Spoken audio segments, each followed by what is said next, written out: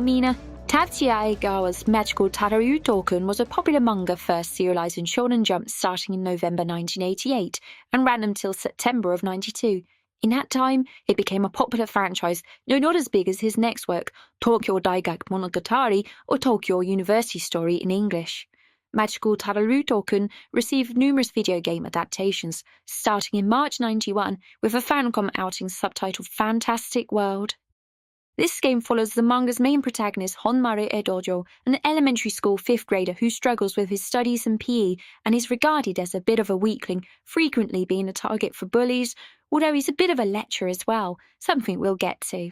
One night, after it all gets a bit too much, he discovers a magic circle held in his father's magic encyclopedia and accidentally summons Taruruuto-kun with his Hontoni Komataringa, I'm really in trouble incantation. Taruruuto-kun is a self-professed great wizard, and naturally the pair become buddies. The story follows their hijinks as Honmaru abuses Taruruuto-kun's magic that only lasts for 10 minutes at a time, leading to all sorts of mishaps. Nonetheless, the pair become good friends, as a gag manga, or indeed anime, is fine enough stuff. Well, here comes Bandai and Tousei, a duo that worked together on Famicom games right from the beginning with Kinnikuman in 1985, and boy did they pump out some train wrecks. But Tousei were actually quite capable when given time and budget to do so, and they still exist today. So it just so happens that Magical Taruruuto-kun Fantastic World is one such finer work. Before we get carried away, no, this is not some spectacular hidden gem, but it's also a lot better than it could have been. The game starts with Honmaru summoning Taruruuto-kun and having to deal with bully Jabao complaining that his homework that he copied from Honmaru was full of mistakes, meaning you will have to eventually face him as World 1's boss. Throughout the game, the story will unfold before, during, and after each world, which is somewhat enjoyable if you're a fan of the franchise. Perhaps what most ardent Japanese Famicom fans know about this game is that Iona, the object of Honmaru's affections, who will appear full screen in a SimSeat if you leave the game on Start of World 2 for long enough. And if you hammer the controller buttons enough, well, not much is left to the imagination. I guess they were working with the original character's, character into the game, but anyway, I suppose it's just an indication that games were primarily aimed at a male audience at the time. But whatever, it's just it. This is a side-scrolling platformer that has the trappings of Super Mario Bros. 3, a world map, a variety of bonus games, magic that can be used in stages, as well as a shop mechanic. But in reality, as Random Stranger noted in his Fami Daily series, it has much more in common with the original 1985 Super Mario Bros. This is not to damn this 1991 release with faint praise, but what secrets there are in this game are mostly point-related bonuses. Each world has between 6 to 8 stages plus bonus games that are generally tackled in a linear order, but at times you'll be permitted to choose which branching path in a world to take. The stages see you assume the role of Wizard Taruruuto-kun and is strictly on a horizontal plane. There is no verticality at all to the stages.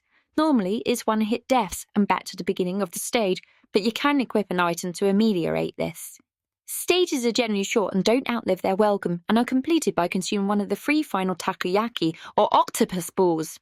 No, not those kind of balls. They're really yummy, and Taruruuto-kun agrees as it's his favourite food. So naturally, you'll be spending stages consuming plenty of them, mostly for points to spend at Mimura-chan's shop afterwards. Occasionally, a particular takoyaki may give you a period of invincibility, an extra life, or 10 points instead of a singular point. Enemy design is fairly generic, though not unpleasant, and repeated throughout the game with some engaging attack patterns which occasionally verge on the ridiculous. It's quite clear to see the risks in this game that originally came from Super Mario Bros. For example, instead of flying fish, we have octopuses shooting cannonballs at you once you get to World 5.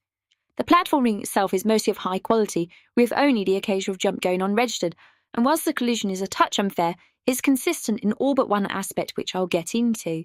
Where I say unfair, I'm just not a fan of platformers where the enemies turn around partially off the edge of a platform, meaning it is sometimes possible to jump up to attack and lose a life as the enemy is slightly over the edge of the platform. I prefer it when enemies that are roaming are confined within the boundary of the platform that they're on, unless of course they can run off, jump off or roll off of it. It's a minor quibble and you'll soon learn to account for it. One area where collision seems a little suspect is your attack. Taruruuto-kun's extending tongue is used to hoover up takoyaki and take down baddies. Sometimes it seems that his tongue just doesn't register a hit when it seems it really ought to. And again, this can be mitigated by attacking in a certain manner, but it can be frustrating when fighting a boss and your swiped attacks don't register.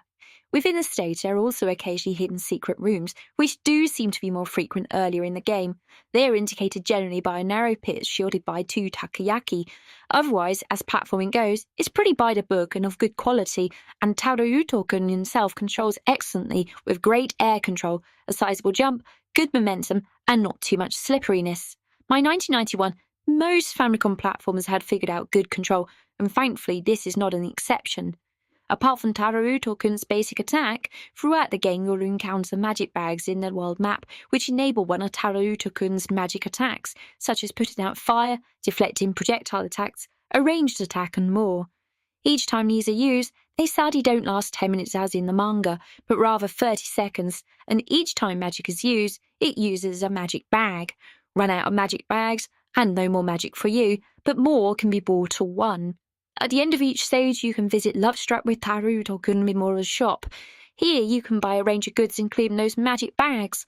Some items are useful, others that I never use.